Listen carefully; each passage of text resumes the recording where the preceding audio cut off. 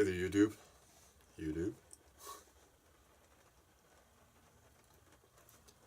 Hey there, YouTube, and all my subscriber family, and welcome to all my new subs. I'm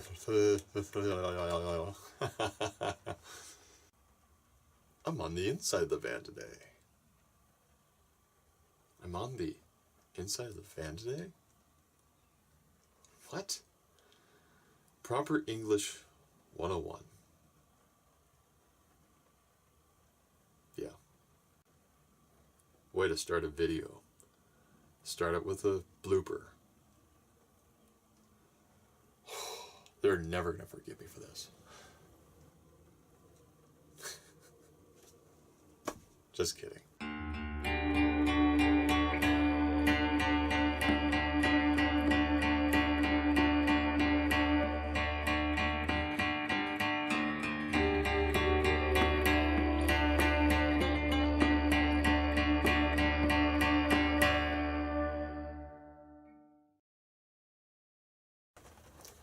Hey there, YouTube, and all my subscriber family, and welcome to all my new subscribers.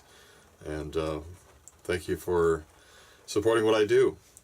This is Garrett with Houseless on Wheels, and first of all, I want to give an ever so slight apology for not uploading a video last week.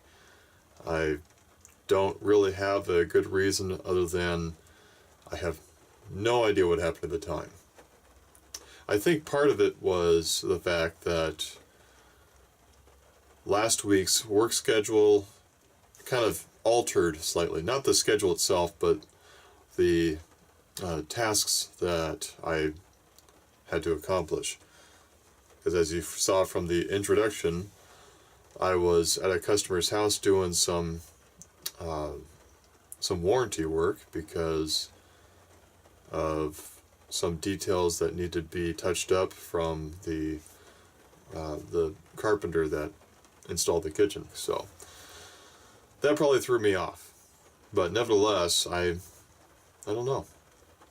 I just did not have a whole lot of time on my hands. But that being said, here we are with another video, and before I go into this edition of Carpenter Talk, which I know many of you have been waiting for, I just want to give a brief mention that I have some fantastic news that I will be sharing with you at the end of this video, and it has to do with a dear friend of mine and also many of you. With that said, let's go ahead and get into this edition of Carpenter Talk, which will have to do with an alternate technique to veneering. And before we go too far into this, I do want to give one slight disclaimer, and that is that I am not that great at veneering. Now, I am better at it than when I worked on my shelf, which also has some reading lights on it. And that's from a video last summer. I've been at this van build for a while. But, yeah, so I'm better at it now than I was back then, but I am still not exactly what you would consider as a craftsman when it comes to veneering. But nevertheless, the technique does work, whether you are an apprentice or if you are a journeyman. It will work regardless. It's just a matter of how skilled one is at accomplishing the task, I suppose. But as some of you may know, or maybe all of you know this, I really don't know anybody's background as far as carpentry goes, but in my experience and in my observation, at least with where I work, the shop that I work at, the way that they do their veneering, and it seems to be very common, at least from my understanding, that veneering is done with a spray-on tacky type of glue. It almost looks like rubber cement in a way, but it's a spray-on glue. You can typically find it at Lowe's or Home Depot. 3M makes it. The type that I usually use if I'm using a spray-on tack glue is the 3M90, and that's because it also happens to be heat resistant after it has settled and the veneering is already done.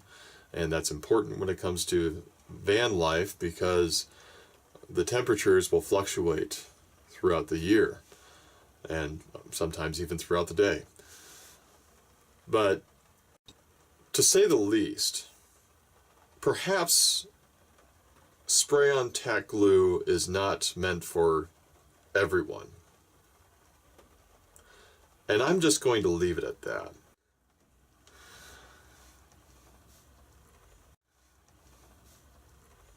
I think it's quite self-explanatory.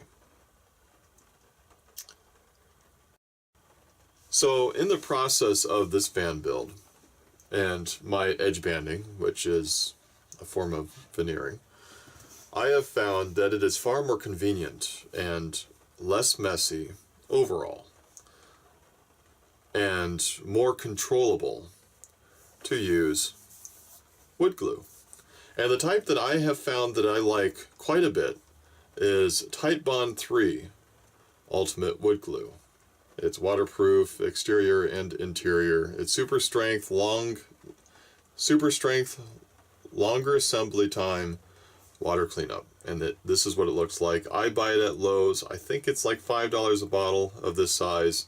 I think you can also get a large quart size for $12 or $9 or something like that. I just get this size because it lasts a long time, at least for me. Also, since it is not tack-on, it will not support itself very well. So I also like to use Scotch tape, and the reason why, and you can use blue tape as well. I do not recommend masking tape. Simply because the residue that it leaves can tear off the finish of the veneer. So steer away from that. Blue tape will work, also known as painter's tape. That will work as well, but I like Scotch tape because it's cheap. It's inexpensive. And then also a handy dandy razor blade, always handy to have. And if you're more well-equipped tool-wise than myself, you may also have a veneer scraper. That is far more convenient than a razor blade. I will let you know that right now. But for the task at hand, I used a razor blade, and I also used a bare razor blade if the angle was at a position that I couldn't get it with my razor blade. So let's go ahead and talk about this technique of veneering.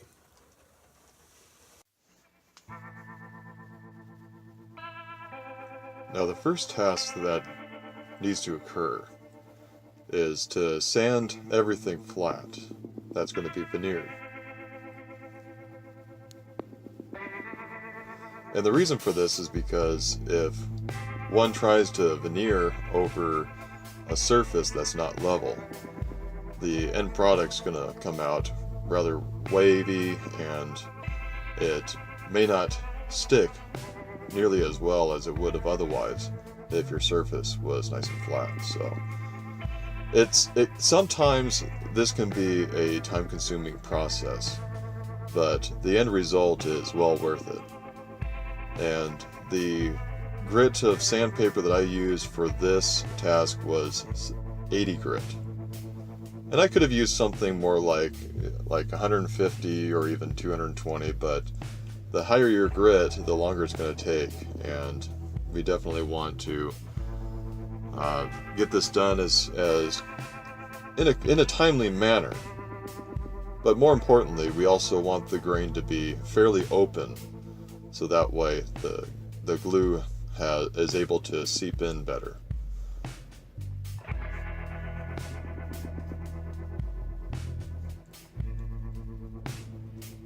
And one other thing that's important to mention is that it's much better to use a flat block than to use something like a sponge type of sandpaper. So it's one other thing to keep note of.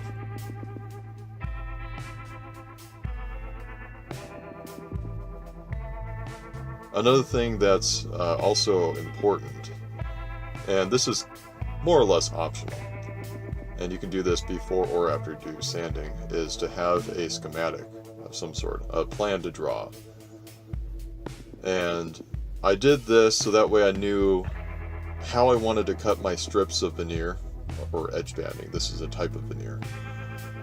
And so that way I also have a diagram as to how long each strip needs to be and how wide.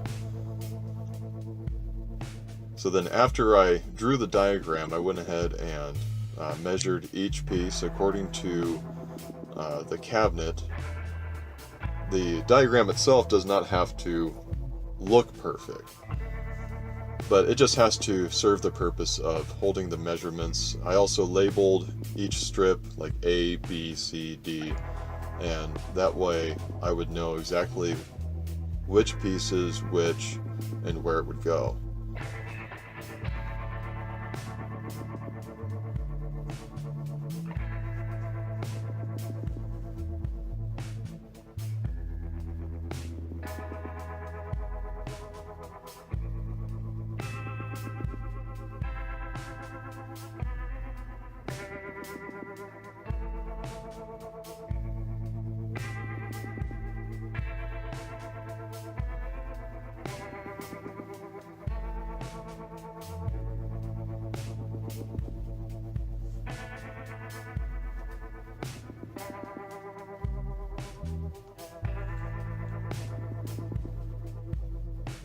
Then after making all the measurements, one thing that I like to do is just make a quick review, just look over my measurements real quick, and figure out which ones I want to cut out first.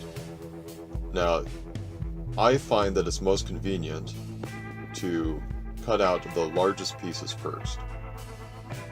And that way, if I do run out of veneer, then I can just find a small piece of scrap that is obviously the same color, but there's less of a chance that I'll have difficulty finding scrap large enough to fulfill the rest of the task at hand when it comes to cutting out all of my pieces.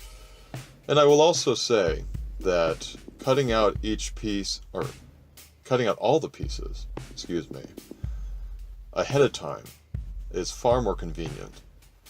And it can seem kind of tedious to cut them all out at one time, but it ends up saving time in the end.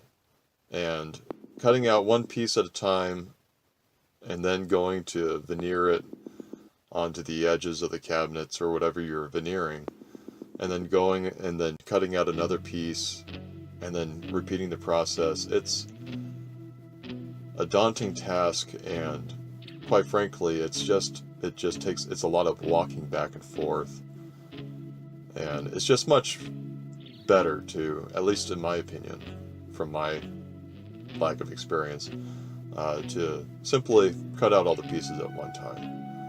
We do that at work, even when it comes to building cabinets. We'll cut out all the pieces of plywood for the entire job before even considering to start building all the cabinets.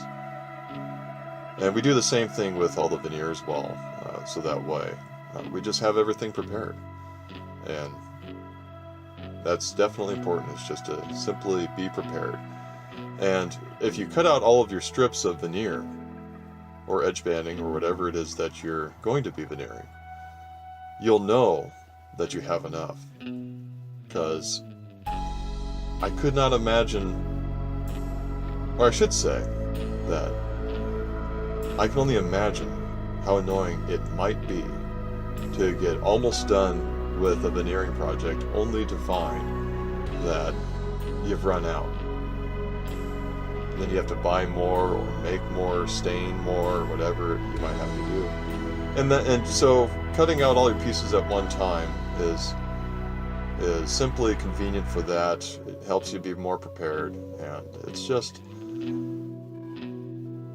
from my experience, a better way to do things.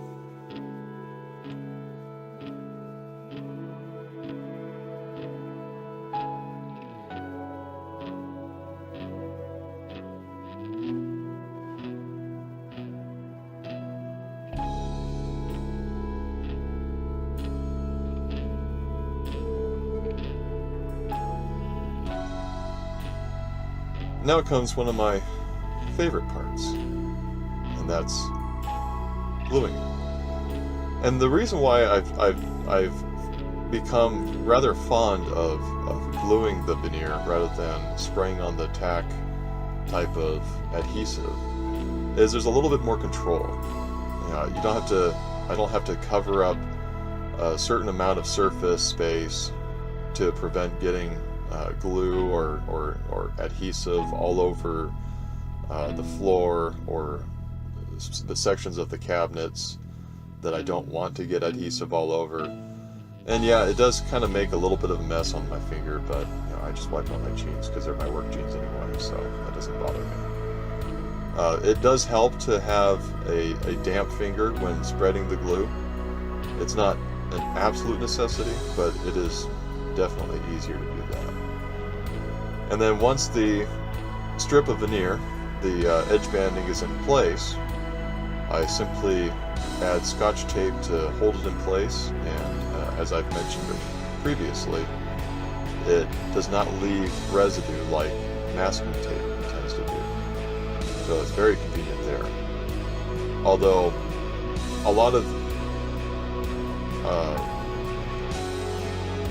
Although the majority of the veneer that I used for my edge banding is left over from previous portions of my van build that I have veneered with spray adhesive. So I'm going to have to go over all of the edge banding and clean it up. And one thing to keep in mind, it's not necessarily important for all veneering jobs, but denatured alcohol is a great cleaner when it comes to removing excess wood glue or spray-on adhesive. And it dries quickly. It does have a little bit of a smell, but I guess it's just something that I've gotten used to over the years as working as a pre-finished carpenter. But as you can see, it does not take too long to do all the edge banding, and it has a nice finished look to it. I will say this, another tip I should have mentioned while I was narrating the cutting portion is to measure a little bit wider, not necessarily a little bit longer. In some situations that's also beneficial, but when it comes to doing multiple portions of edge banding like I am doing on these cabinets, it's always a good idea to cut slightly wider than the edges that you're going to be edge banding. That way you can actually shave them down. I've found in my own experience when I was first learning how to edge band, when I was first learning how to veneer in general, I was doing my best just to cut the edge banding to the size that I needed, only to find that it really did not work out to my favor, simply because I had no room to play. And having that little bit of room to play can make all the difference in the world. That way I can shape the edge banding to to any sort of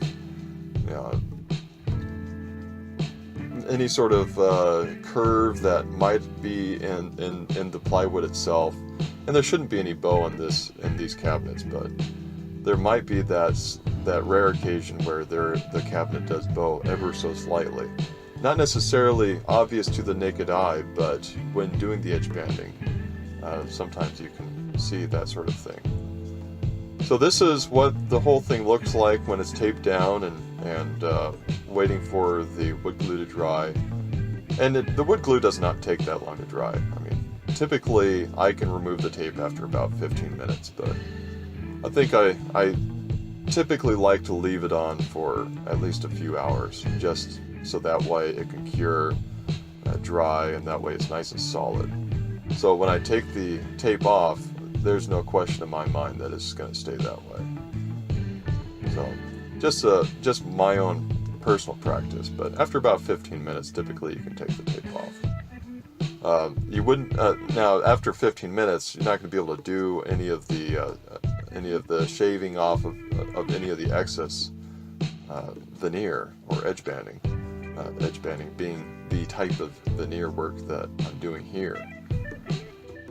But after 3 hours, I was definitely able to shave off any excess veneer and also sand it down. And all I'm doing is, as I've mentioned before, using a razor blade. The one that I'm using in this video here is, for the most part, it's a newer razor blade. It's not brand new, but it's close. So.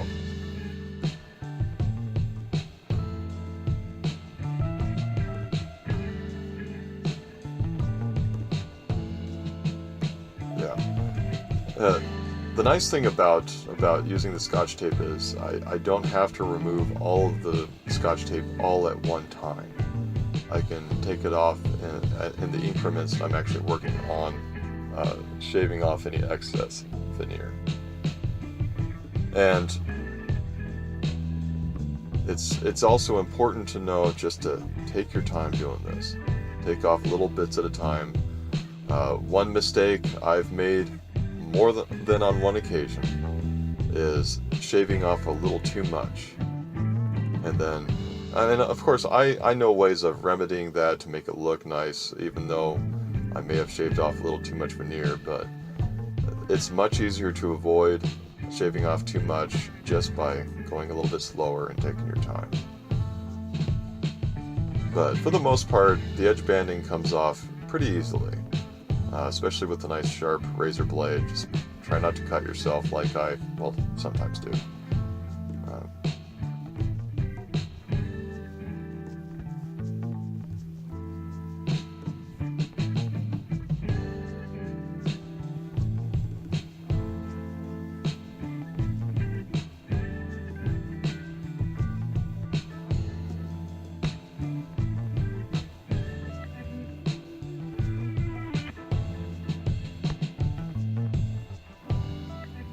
I also used the same 80 grit sandpaper to shave off any extra edge banding that was a little too close to the cabinet to be able to get a good bite with the razor blade.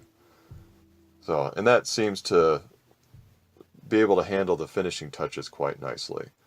And you'll notice that I did take off some of the finish, but it's easy to take a small little fine tooth paintbrush and some clear coat and just simply brush it on ever so slightly. If it's something that bothers me, I may just end up leaving it like that, because there's not much of it. It's just a teeny tiny little bit. That's basically that's basically the way of veneering, especially the edge banding of a cabinet, that I've become very comfortable with. And hopefully you also find it to be useful if this is something that you plan on doing to cabinets, whether they be in your kitchen or in your van build or whatever have you. And basically that's it. It might sound like a lot of information, but once you get going with the process, and I hope I laid it out in a way that makes sense and doable, because it really is. The veneering is not a difficult task. It can be meticulous and will definitely take practice if it's something that one has never done before. But that being said, it's definitely accomplishable. I taught myself how to veneer, although I did have the privileged opportunity of observing a lot of veneering that's gone on where I work. Of course, I'm in a different department, but the wood shop's right next to my department. But yeah, so if you have any questions, you're more than welcome to ask. Like I said, I'm not an expert when it comes to my skill set as far as veneering, but I can at least get the task done, and it looks halfway decent. So if I can do this, I know you can do it too. So as I mentioned in the beginning of the video, I also have some fantastic news. My good friend and brother, Stephen Bell, who I dedicated in one of my videos, Farewell to a Friend. I have kept in contact with him over the last few weeks, and I was quite excited when, 3 weeks after he wrote me that comment, he was still hanging in there and sounding a little bit better. And I just called him today, and today's Wednesday,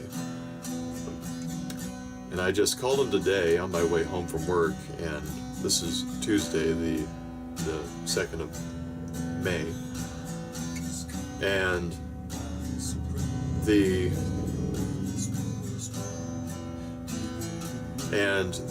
tone of his voice was quite refreshing. I remember the first time I talked to him on the phone, and it was a completely different thing. He sounded like he was 2 weeks away at best. And you have to understand, this is 5 weeks now after he left that comment to say goodbye, and the sound of his voice was very uplifting.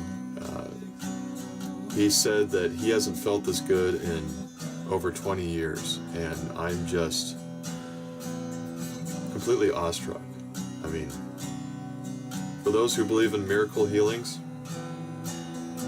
I'm not sure if this is one of them, but it very well could be. But the reason why I mention this is because I know that a lot of you have poured out your love and prayers over Stephen, and I just wanted to let you know that they have not gone unanswered. That's very evident at this point. And he told me that even if this feeling of rejuvenation is only for today, then he's completely okay with that. But I'm going to keep him in my prayers and hope this healing continues and improves. And I don't think I've mentioned this, and it's probably because I just asked him today about it, and I don't think I've mentioned this, but Stephen has heart issues. In fact, he shared with me today that his heart only functions at 3% of its capacity. Yeah, 3%. And that's mind-boggling to me, because I don't know how someone can function on 3% of the heart's capability. I don't know. But he said he was ready for a road trip. I mean, I hope this is a sign that things are looking up for him. I'll say that. But thank you for all of your prayers for Stephen, and all of your love and kind words, because he's felt them. He's told me constantly, as we've talked on the phone, that he really appreciates all of you, and I do too. So I just wanted to give you that bit of information, because it's a fantastic thing. I'd also like to give a couple of shout outs. And the first one is to Dodging Rent. And he's got a very new channel, new as in within, I think, a few months.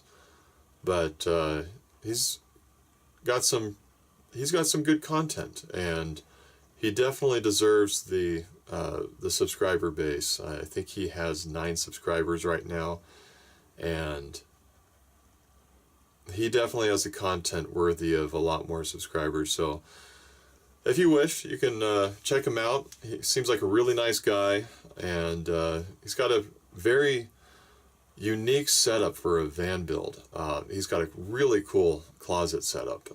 It's, if for nothing else, that alone is worth checking out. The way he has his closet designed, it's absolutely cool. I kind of wish I had that in my van, kind of, but I like my setup too. So yeah, check that out. And the other shout out is to a new friend of mine.